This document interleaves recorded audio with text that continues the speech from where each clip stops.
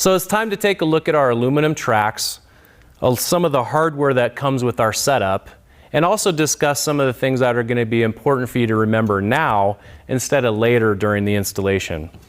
One of the first things that I wanted to point out is that from time to time you're going to get a track that's kind of like this. If you look down at the left end, you'll see we have a hole pre-drilled in the track right exactly where it's supposed to be. If we move further over here down to the right hand side, you're going to notice we don't have a hole here. We need one. So what do?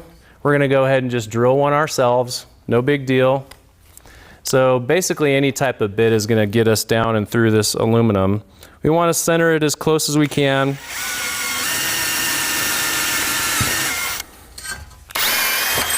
And all we're doing is just drilling us a hole here, right, that we didn't have before. So let's go ahead and repeat that for our second track.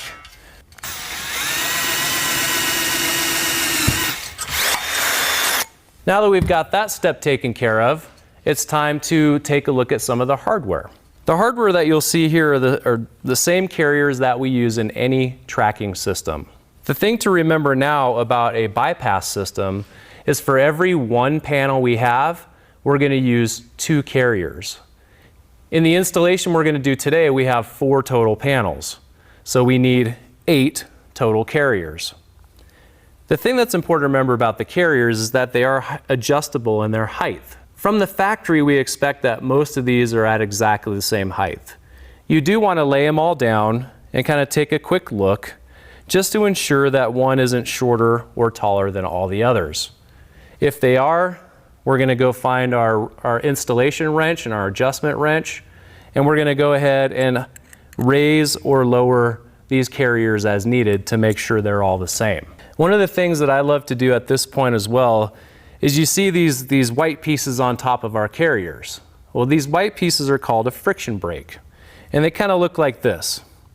Right? The friction brake keeps our carriers from rolling too freely inside of our track. It helps us with installations that aren't as level. So before I put the hardware in the track, I actually like to install my friction brakes now. If we think about the setup that we have, I have 2 doors that are married together that roll as one complete door. So how many friction brakes would I need to keep those 2 doors from rolling? The answer is 1. So I'm going to put 4 carriers. So I have 2 panels on my front, 2 panels on my back track. I'm going to put 4 total carriers in each track. It doesn't matter if you put the carriers in 2 wheels out, 1 wheel out, none of that matters. So let's put our carriers in, and we'll make sure that we put 1 carrier in that already has a friction brake installed.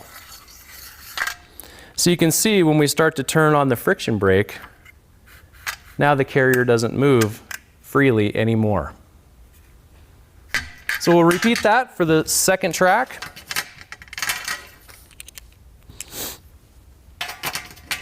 So again, we're going to install 4 carriers, 1 with the friction brake on it. Maybe tighten down the friction brake just a little bit. That prevents the wheels from rolling out.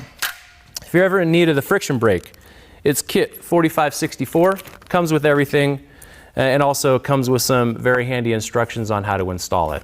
You're going to need a pair of needle nose pliers to do that. All right, great. So that's it for our track preparation. It's time to move on to the next step.